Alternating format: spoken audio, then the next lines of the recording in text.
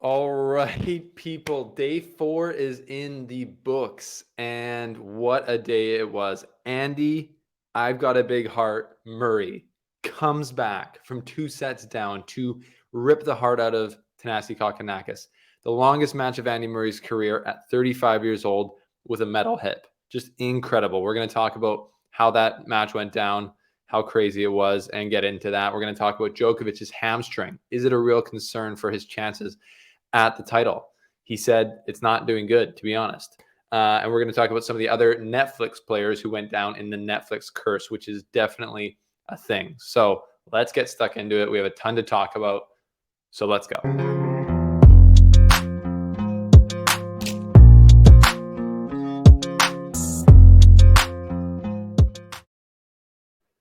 Man, oh man, what a day of tennis. What a day of tennis. The Australian Open did not have a ton of upsets at the beginning, but now we've had a ton of big upsets. The top 2 men in the world are out, or the top 2 men in the seeds in the tournament are out. Ons Jabeur lost yesterday. And we've had some incredibly epic, just iconic tennis matches. So that's great. We're going to get into it. Quick shout out to our sponsors, Go Sport, the official bag of the slice, the best tennis bags you can get your hand on. Link below to get 10% off. Thanks for supporting the show. And the slice is also brought to you in part by Revita Energy. I'll put that up there. See if we can get it focused on.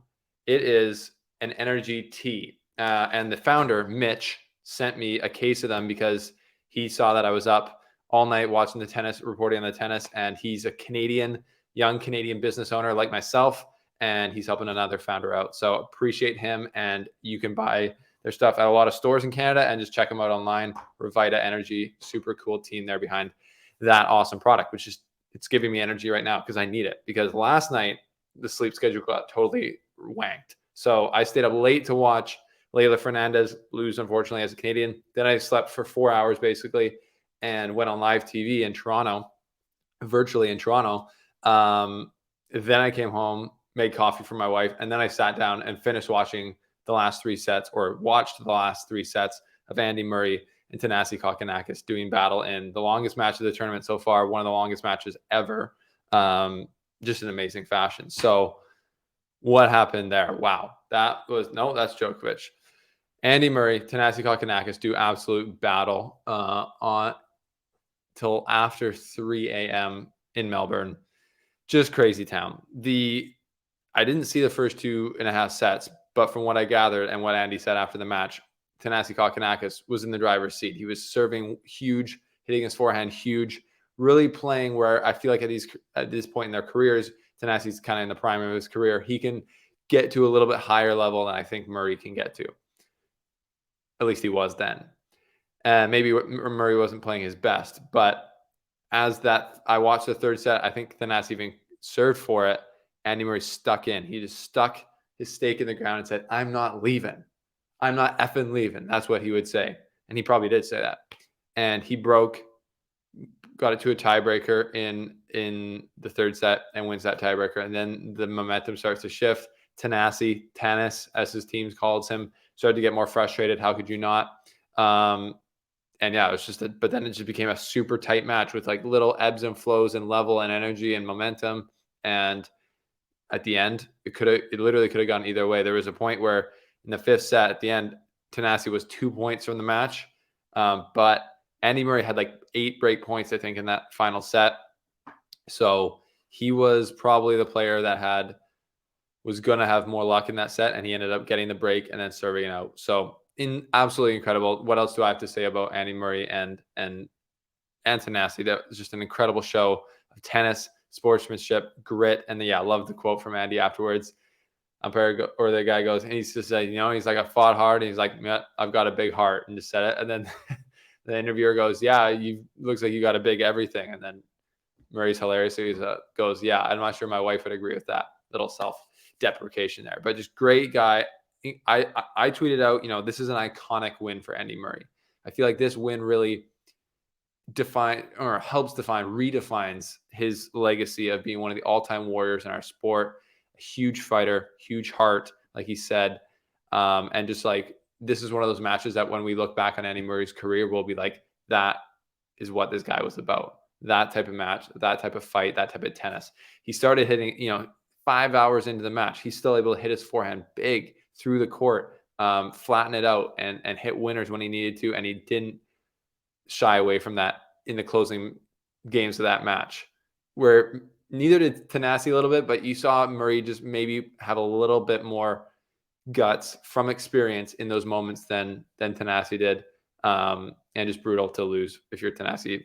So sucks that there to be a loser in that match, but amazing match. So that was incredible. So Andy Murray wins. He moves on. But now we're going to talk about some upsets because we had big upsets. We had Casper Ruud go out to Jensen Brooksby in a great match from Jensen Brooksby. And then we had Ons Jabeur go out as well. But the balls, so the Dunlop balls that they're playing with, again, have made an appearance. My perspective on the Ruud Brooksby match was very simple. The balls do not bounce as much. We saw Felix crying about that when he was losing. A lot of players have complained about it, not crying. My guy, he's my guy. I'm allowed to mess with it. But, it's not fun when you're... So basically, players who rely on heavy balls, like they hit a heavy ball, meaning lots of topspin, they kick it off the ground to get it out of the comfort zone of their opponents. If they rely on that normally, that's just not happening here. So Casper Ruud, you could consistently see him on his forehand and his backhand. He would try to get the ball up on Jensen Brooksby, but it would just stay right in the strike zone. And Jensen was just teeing off, and he was able to slap winners because he hits the ball flat and get through the court. And it felt like Jensen dragged Casper into deep water and took him down. And obviously frustrating for Casper. And now you look at the first and second seeds out of the Australian Open, and both of them, people are now saying, well, these guys, Nadal and Casper, just went through South America in the offseason playing matches together, doing, exhibitions, making millions of dollars, but not resting. And now they're both out of the Australian Open. Casper said, it might just be a coincidence. He felt good, but, he's going to also take time off now until March, till Indian Wells, I think. So, and definitely Nadal will as well because of the injury, which it will keep him out 6 to 8 weeks with his hip. So interesting there. The flat balls take another person out. The Netflix curse. All these feature players follow at the Slice Tennis on Instagram are out. Taylor Fritz lost as well. Another huge upset from yesterday.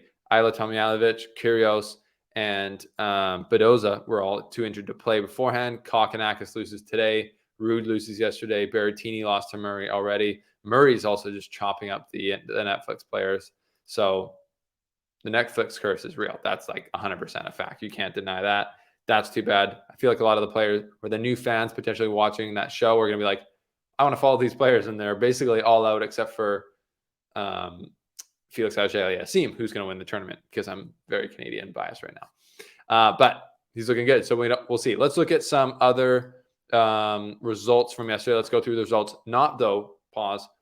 We got to talk about Djokovic. Duh. So Djokovic wins in 4 sets versus Kokkinakis from France. Good win. Kokkinakis played amazing there to win the second set in the tiebreaker. And then other than that, set was never really a concern as far as level-wise for Djokovic. But the big concern, obviously, is his hamstring, which he did say is not good, to be honest. He said it's not good. It was more painful for him in that match than it was in the first. And that's obviously not the trend you want if you're only just finished the second match of a tournament. So he potentially has 5 more to play. And if this hamstring doesn't get better, let's be honest, like he's played through a number of injuries before. We obviously saw the torn abdominal that somehow he played through in 2020. I think it was 2020 or 2021, maybe. Then, but that's not the leg. The hamstring is a big part of tennis. So we'll see. We will see. I hope for all the Djokovic fans watching that recovers. He said it's up to God and his physio. Sounds like he's needing more God than physio, because what else can you really do to make a hamstring heal? It just needs to heal. But anyways, Djokovic we'll take a look at the draw in a second, but is moving on, obviously. Here's what I tweeted out. To me, if his hamstring doesn't get better and he still is in a compromised way, it's going to get tougher for him. And some people think it's not going to get tougher for him because some people think that he could literally, someone commented, he could beat these next players on one leg, which is obviously ridiculous. But his next 3 opponents could be Dimitrov. Well, it will be Dimitrov in the 3rd round. And then it'll either be Demonauer or Benjamin Bonzi, probably Demonauer in the 4th round, who Demonauer can make it a war, obviously. And then the quarterfinals could be Rublev or Runa. I don't even know who would be tougher. Potentially Runa would be tougher. So that could be super physical, and that's what I mean. It could be problematic for Djokovic going forward with the bad leg. So we'll see if that gets fixed. What do you guys think? Will it get fixed in time? Let's see. Okay, we're going to take a look at some results here. Day 4 results. We had Sabalenka, who's my pick to win the whole title on the women's side, go through 6-3, 6-1. I watched that. It looks like the only player in the women's draw who can beat Sabalenka is Sabalenka. Will she self-destruct or will she keep rolling? Caroline Garcia took out Leila Annie Fernandez. Super close match here. Let's go into the stats quickly. Super close match. Leila played great. Look at this. 11 aces from Caroline Garcia. That's incredible in the women's game. Winning 77% of her first serve points. She hit 40 winners to only 24 unforced errors. I mean, Caroline Garcia is a serious contender for this title. But if you look at this, points won, Leila Annie won 1 out of 9 break points. She actually had created 3 times as many break point chances as Caroline Garcia did. But whenever there was a break chance, really, Caroline just came up with the goods. It was incredible to watch. She just kept finding aces when she was breakpoint down or just a clean winner. It was pretty incredible. So I think Caroline Garcia has got a great chance at this title. We will see how she does. Let's move on to some other results. Djokovic beat Kaushaud. I don't know how to say that. I should have watched more of that match, but I figured it would be fairly straightforward. And Jabeur loses to Vondrousova in 3. Didn't have super high hopes for Jabeur in his tournament, so that checks out. Michael Mmoh the lucky loser defeats Zverev in 4 sets. That's pretty big. Zverev out, obviously not the return he was looking for to major tennis. Bencic through in 2. Kontaveit goes down. Kudermetova 9 goes down. So a lot of the seeds are starting to fall, men and women. Isn't that true? Another huge one. Taylor Fritz goes down to Popyrin. That's, I would say, a bad loss for Fritz. He was my favorite to come through the bottom quarter of the draw for sure to play Djokovic in the semifinals. So he won't be doing that. So that quarter is wide open. We'll take a look at that. Demonauer gets through in 3, and Shelton gets through in 3. A lot of Americans having great success. Not Maxime Cressy. Holger Rune wins in 3 sets, cruising. Keep an eye out for Holger Rune. He's kind of quietly moving through the draw, in a sense.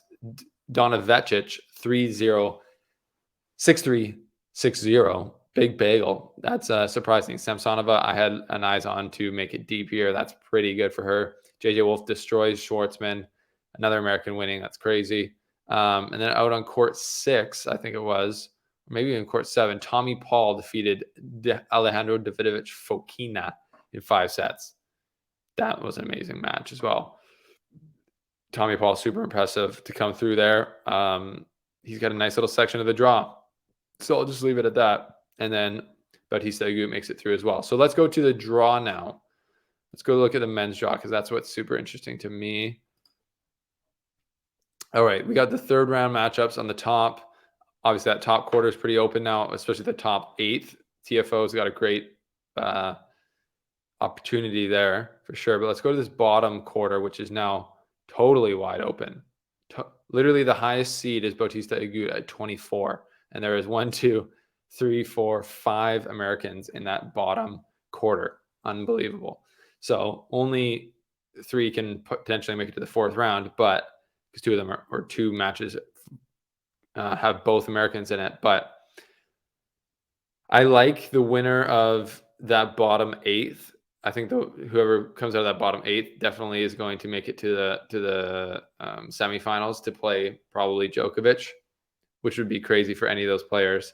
A huge result for any of those players. Bautista Agut would be like the guy who you'd feel has been at it the most, and he's made a semifinal of a major before. Obviously, Murray's won, obviously 3, so it'd be amazing if he got back there, which you never know. But after 3 5-set matches, I don't know how well playing Bautista Agut is, and I know Bautista Agut kind of has Murray's number as of recently. But anyways, young guys, Wolf, Mo, Shelton, Ben Shelton, not Blake. And Popperin on that top in that second last 8th there. Pretty amazing, pretty wide open. So Djokovic, like I said, he's got his route. Dimitrov, Bonzi, or De Minaur, and then either Rune, Rublev, Evans. Still not super tough. So Djokovic draw has opened up. In reality, unless injury comes in, he should have a pretty wide open walk to the final. Not walk, obviously, but it could be a lot tougher. There's a lot more threats to him on the top, like Felix Auger-Aliassime, like Sinner, like Medvedev, like Hurkacz, like TFO, like Tsitsipas. They're all on the top. So that's how the draw is kind of looking now, in my opinion. So it's exciting. That's lots to talk about. That's lots to think about. I think this tournament has just heated up. And what I do know, my sleep schedule has just been zoinked. So we are officially in the twilight hours of the Australian Open. We're tired. It's exciting. What do you think about all these matches that went down? Murray winning the epic, Djokovic's hamstring, the draws, the flat balls, the Netflix curse. What does it all mean? Let me know your thoughts down in the comment section below. And as always, thanks for subscribing. Thanks for liking this video. Thanks for clicking the links below, buying a bag for yourself, checking out Revita. And we will see you next time here on The Slice. I will send you out with our little bumper. See you on Twitter.